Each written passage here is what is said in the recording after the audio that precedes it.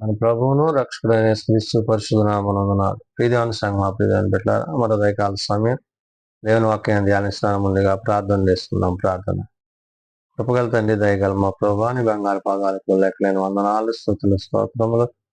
గతించిన రాత్రి అంతా నీ రెక్కల చోట్లను కాచి కాపాడి సంరక్షించిందేవా మన ఉదయకాల సమయం సజ్జలు ఎక్కడ చేరి ప్రార్థించండగా వాక్యమైన దేవుడి వాక్యంలో నాతో మాతో మాట్లాడి మీరే మహిమ ఘనత ప్రభావాలు పొందమని యేసునామమున నడుచున్నాం తండ్రి. ఆమేన్. ప్రియదేవుని సంఘం ప్రియదేవుని బిడ్డ నేడుదినకు ఏర్పాటు చేయబడిన వాక్య భాగం రితము తరువాతి 8వ ఆదివారం కొరకు ఏర్పాటు చేయబడిన సువార్త వాక్య భాగము మత్తయి సువార్త 7వ అధ్యాయము 15 నుంచి 23 వచనములు ఈ విధంగా రాబడి. రితము తరువాతి 8వ ఆదివారం కొరకు ఏర్పాటు చేయబడిన సువార్త వాక్య భాగము మత్తయి సువార్త 7వ అధ్యాయము 15 నుంచి 23 వచనములు ఈ విధంగా రాబడినవి. అబద్ధ ప్రవక్తలను గురించి జాగ్రత్త పడుడి. వారు గొర్రెల చర్మములను వేసుకొని మీ యొద్దకు వత్తురు, కానీ లోపల వారు క్రూరమైన తోడేళ్ళు. ప్రియదేవుని సంగమా ప్రియదేవుని బిడ్డలారా, యేసుక్రీస్తు ప్రభువారు పరిచయం చేసిన దినాలలో ఆనాడు అబద్ధ ప్రవక్తల గురించి ప్రభు ఇక్కడ కొన్ని విషయాలను తెలియజేశారు.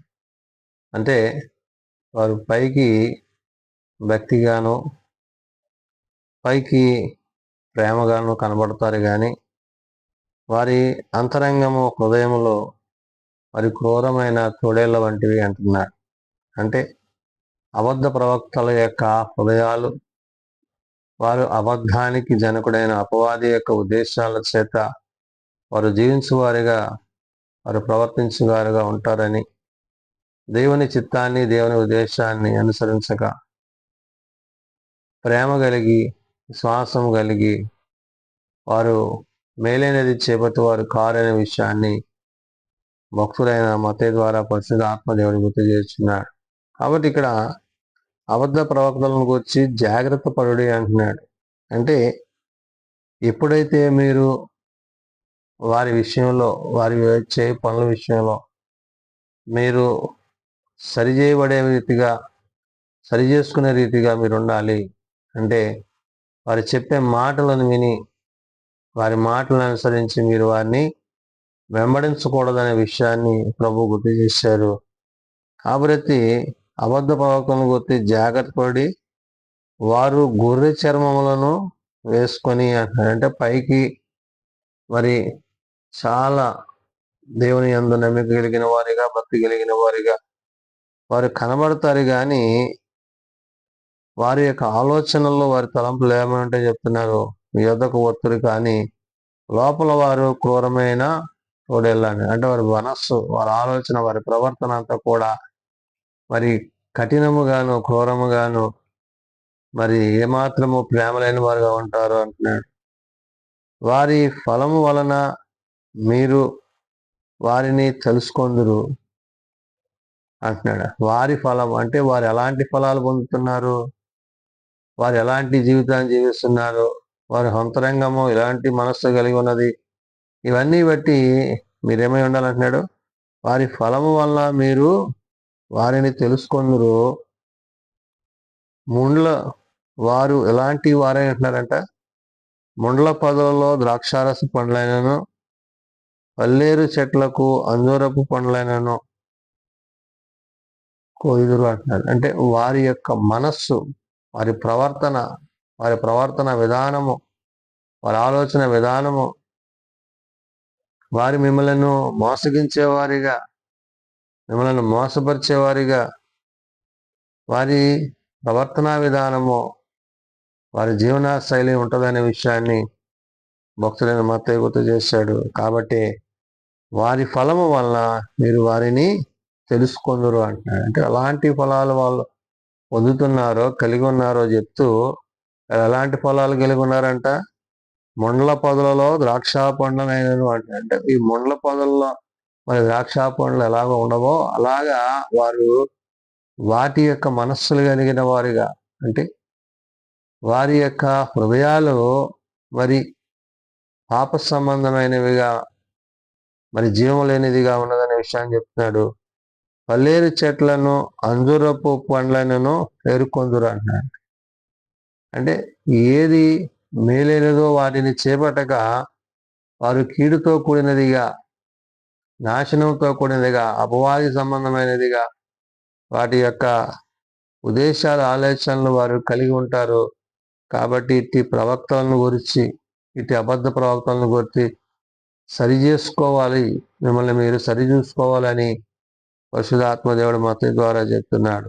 అలాగనే ప్రతి మంచి చెట్టు మంచి ఫలము ఫలించును, పనికిమాలిన చెట్టు కాని ఫలం ఫలించును. అంటే వారి ఫలములు లేని వారిగా, ఎప్పుడైతే వారి హృదయాలు మరి తోడేళ్ల వంటి క్రూరమైనవిగా ఉంటావో, వారి హృదయాలలో ఉన్న ఆ యొక్క చెడు తలంపులు వారి బాహ్య సంబంధమైన ప్రవర్తనను కూడా గుర్తు చేసేవి ఉన్నవి. అంటే వారిలో మేలు అనేది లేదు కాబట్టి వారు చేయు పనులన్నీ కూడా అపవాది సంబంధమైనవనే విషయాన్ని ప్రభువు ఇక్కడ భక్తులైన మత ద్వారా గుర్తు చేశాడు. అందుకనే అలాగనే ప్రతి మంచి చెట్టు మంచి ఫలం ఫలించినట్టు, అంటే వారి హృదయాలు మరి నీతితో సత్యంతో నిండినవైతే గనక వారి ప్రవర్తన కూడా అలాగే ఉండేది. కానీ వారి హృదయాలు మరి కఠినములుగా, వారి లోపట మరి క్రూరమైన తోడేళ్ల స్వభావం కలిగి ఉన్నారనే విషయాన్ని భక్తులైన మత్తయి గుర్తు చేశాడు. పనికి మాలిన చెట్టు కాని ఫలములు ఫలించనంటున్నాడు. అంటే వారు ఫలభరితము లేని వారిగా, అనేకులకు ఆశీర్వాదకరంగా, దీవెనకరంగా ఉండవలసిన వారు ఆ విధంగా వారు ప్రవర్తించటలేదు, జీవించటలేదు. వారి హృదయాలు అతి రీతిగా లేవనే విషయాన్ని గుర్తు చేస్తూ, మంచి ఫలము ఫలింపని ప్రతి చెట్టు నరకబడి అగ్నిలో వేయబడును అంటున్నాడు. అంటే ఎప్పుడైతే అది మేలు కానిదని, అది మేలులు కలిగించదని అక్కడ దేవుడు ఆ యొక్క ప్రవర్తనలో, వారి విధి విధానాల్లో, వారు చేయు పనులను బట్టి ఇక్కడ అబద్ధ ప్రవక్తల గురించి ప్రభు మత్తయి ద్వారా చెప్తున్న మాట, మంచి చెట్టు కాని ఫలములు ఫలించనేరదు, పనికి మాలిన చెట్టు మంచి ఫలములను ఫలింపనేరదని. కాబట్టి వారిని బట్టి, వారి ప్రవర్తనను బట్టి మీకు ఏమాత్రమునో మేలు కలుగుదనే విషయాన్ని పరిశుధాత్మ దేవుడు గుర్తు చేస్తూ, మంచి ఫలములు ఫలింపని ప్రతి చెట్టు నరకబడి అగ్నిలో వేయబడని అంటుంది. కాబట్టి వారు ఆశీర్వాదకరంగా ఉండరు సరిగదా, వారి ద్వారా, వారి ప్రవర్తన ద్వారా అనేకులు మరి చీకటిలోనికి, మరణంలోనికి పోవారే ఉంటారు. కాబట్టి బహు జాగ్రత్త కలిగి, అంటే ఏది మేలైనదో, ఏది నీతితో కూడినదో, ఏది న్యాయమైనదో మీరు వాటిని గ్రహించి ఎరిగి ఆ ప్రకారం మీరు జీవించాలి అని ప్రభు అక్కడ భక్తులైన మత్తయి ద్వారా చెప్తున్నాడు. అందుకనే కాబట్టి మీరు వారి ఫలము వలన వారిని తెలుసుకుందురా అంటాడు. అంటే వారు ఎలాంటి స్వభావం కలిగి ఉన్నారో, ఎలాంటి ప్రవర్తన కలిగి ఉన్నారో, ఎలాంటి ఉద్దేశాలు కలిగి ఉన్నారో మీరు తెలుసుకుంటారు. అంత మాత్రమే కాదు, ప్రభువా ప్రభువా అని నన్ను పిలుచు ప్రతివాడు పరలోక రాజ్యంలో ప్రవేశింపడు గాని పరలోకమందున నా తండ్రి చిత్త ప్రకారం చేయవాడే ప్రవేశించును. అంటే ఈ అబద్ధ ప్రవక్తలు తండ్రి చిత్తాన్ని చేయక, దేవుని మాటను వినక, దేవుని ఉద్దేశాలను అనుసరించక, దేవుని తలంపుల యందు, ఆలోచనల యందు గాక వారు ఏమైంటున్నారంటే చెడును కలిగి, చెడు మార్గములు కలిగి, చెడు తలంపులు కలిగి, చెడు ఉద్దేశాలు కలిగి వారి రీతిగా ఉంటున్నారు. కాబట్టి వారి ఫలాలు కూడా ఆ విధంగానే. అందుకనే పైన అన్నాడు, వారి ఫలముల మీద, అంటే వారు ఫలింపరు సరిగదా, వారు ఎలాంటి స్థితిని కలిగి ఉన్నారో చెప్పాడు. అందుకనే మంచి చెట్టు కానీ ఫలములు ఫలింపనేరు అంటాడు. అంటే వారు హృదయాలలో వారి ప్రవర్తన ఎంత భయంకరమైన ఉద్దేశాలు వాళ్ళు కలిగి ఉన్నారో కూడా గుర్తు చేసి ఆయన చెప్పాడు.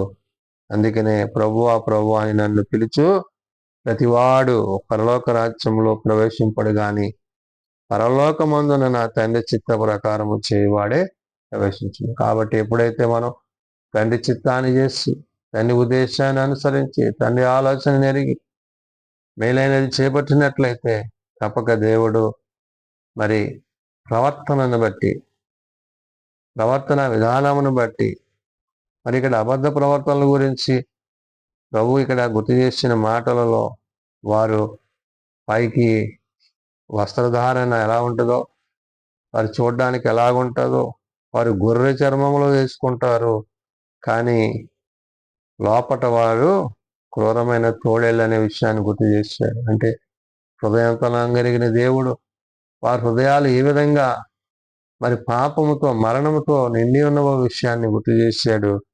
అందుకనే ఆ దినమందు అనేకులు వచ్చి ఏమంటంట, నన్ను చూచి ప్రభువా ప్రభువా మేము నీ నామమున ప్రవచింపలేదా, నీ నామమున దయ్యములను వెళ్ళగొట్టలేదా, నీ నామములు అనేకమైన అద్భుతాలు చేయలేదా? మరి ఈ విధంగా వారు మాట్లాడతారు అంటారంటే ఏంటి? ప్రభు పేరు చెప్పుకుని వారు ఇహమందు జీవించిన వారు అయినారు తప్ప వారి హృదయాలు ప్రభువునందు తండ్రి అందును పరమందును నిలిపి లేవనే విషయాన్ని ప్రభు గుర్తు చేశారు. అందుకనే ఆ దినమున అనేకులు వచ్చి ప్రభువా ప్రభువా మీ నామమున మేము ప్రవచించలేదా, మీ నామమున మేము దయ్యాలు పెట్టుకోలేదా, మీ నామమున అనేకమైన అద్భుతాలు చేయలేదా అని చెప్తారంట. అప్పుడు ప్రభు చెప్తున్న సమాధానం ఆయన అంటున్నాడు, అప్పుడు నేను మిమ్మను ఎన్నడూ ఎరుగను, అక్రమము చేయవారులారా నా యొద్ద నుండి పొండని వారితో చెప్పాడు. అక్రమము చేయవారు అంటే ఆత్మల పట్ల భారము కలిగి కాక వారు తమ స్వనీతిని ఆధారం చేసుకొని ఇహమందు ప్రజల చేత మెప్పు పొందుతూ హృదయమందు పాపము కలిగి వారి స్వభావము తోడేళ్ల వంటి స్వభావము కలిగి ఉన్నారు. కాబట్టి నేడు నీ స్వభావము నా స్వభావము ఎట్టి స్వభావమై ఉండాలో మరి ప్రభు ఇక్కడ మత్తయి ద్వారా గుర్తు చేస్తున్నాడు. మనము దేవుని మాట యందు, దేవుని ఉపదేశం అందు, యెహోవా యందు నమ్మిక కలిగి, భయము కలిగి, భక్తి కలిగి, హృదయమందున్న ప్రవర్తన యందును ఆయన చిత్తమును ఎరిగిన వారమై అట్టి రీతిగా ప్రవర్తించినప్పుడు మరి దేవుడు తప్పక మనకి మేలు అనుగ్రహించమని, కాబట్టి మేలైన దానిని చేపట్టున్నట్లు మరి పైకి భక్తిగా కనబడి లోపల మరి అబద్ధ ప్రవక్తల విషయంలో ప్రభువు సెలవిచ్చినట్లుగా మరి తోడేళ్ల వంటి ఆలోచనలు తలంపులు మనం కలిగి ఉంటే గనక మనం నిత్యరాజ్యం చేరలేమని పరిశుద్ధాత్మ దేవుడు భక్తులైన మత్తయి ద్వారా గుర్తు చేసిన మాట ప్రార్థన చేసుకుంది. మమ్మల్ని మిక్కిలిగా ప్రేమించిన మా తండ్రి, కృప కలిగిన దేవ, అవును నాయన, మా ప్రవర్తనలో, మా ఆలోచనలో, మా తలంపులలో నీ యందునో నీ మాటల యందునో నిలిచి జీవించుటకు సహాయం దయచేయండి. మేలైనది చేపట్టుటకు నీ సహాయం దయచేయండి అయ్యా. పైకి గొర్రెబొచ్చు ధరించిన వారిగా లోపల తోడేళ్ల వంటి స్వభావం కలిగిన వారిగా ఉన్న ఆనాటి పరిస్థితులను బట్టి నేడు నాయన ఒకవేళ అట్టి రీతిలో మేము ఉంటే గనక మా బ్రతుకులు మేము సరి చేసుకొని నాయన నీ వాక్యమును బట్టి, నీ మాటను బట్టి అయా నీ యందు మేము ఎట్టి రీతిగా ప్రవర్తించవలసినదో అయా, అనేకులు వచ్చి అయ్యా నీ పేడ మేము దయ్యాలు వెళ్ళగొట్టలేదా, ప్రవచించలేదా, అద్భుతాలు స్వస్థతలు చేయలేదా అని చెప్పినప్పుడు ప్రభా ఎవరో నాకు తెలియదు అని అంటావు అనుకున్నాను. కాబట్టి నేను అట్టి పరిస్థితుల్లో మేము ఉండకుండానట్లు, అట్టి పరిస్థితుల్లోనే మేము దిగజారిపోకుండానట్లు మా ప్రవర్తనను సరి చేసుకొని నీ వాక్యం చేత, నీ మాట చేత మేము నీ యందును, నీ యొక్క మాట యందును, నీ ఉపదేశం యందు జీవించటకు సహాయం దయచు. బలహీనం ప్రభా బలపరచు, రోగులం ప్రభా స్వస్థపరచు. మీ గాయపడిన హస్తాలు మా నుంచి అయా నీ సన్నిధి మా నుంచి నీ సహాయము దయచేయమని మీ కృప చేత నింపుకొని అడుగుచు. జీవం కలిగిన నీ మాటల చేత జీవింపజేసి కృప వెంబడి కృప చేత కాపాడను. ఉదయమందున ప్రవర్తన ఎందుని నేను కలిగిన వారమే జీవించడానికి సహాయం. చిన్న బిడ్డలు, యవనులు, పెద్దలు, వృద్ధులు ప్రతి వారిని వాని తరగతిలో చెప్పును ఆశీర్వదించి దీవించి నేడు సభాత పరిచయలో సేవలో నీ సన్నిధి తోడ్పాటు, నీ తోడు దీవెన మా అందరికీ దయచేయండి. మీ కృపలో వద్దలొచ్చేయమని, మీరు ఆఖరికి మమ్మల్ని సిద్ధపరచమని యేసునామమున అడుగుచున్నాము తండ్రి, ఆమేన్. పరలోకమందున మా తండ్రి, నీ నామం పరిశుద్ధపరచబడుగాక, నీ రాజ్యం వచ్చుగాక, నీ చిత్తం పరలోకమందు నెరవేర్చినట్లు భూమి మీద నెరవేరుగాక. మానవులను మాకు దయచేయండి. మన అపరాధం చేసిన వారిని మేము క్షమించిన ప్రకారం అపరాధంలో క్షమించండి. శోధములు తేకాల్సింది తప్పించి రాజ్యము, శక్తి, మహిమ నిరంతరం నీవే తండ్రి. ఆమె మన పరమ తండ్రి అయిన దేవుని ప్రేమ, ప్రభువైన యేసుక్రీస్తు కృప, పాలనకర్త అయిన పరిశుద్ధాత్మ సహాయం సదా తోడేయండి సంరక్షించునుగాక. ఆమేన్.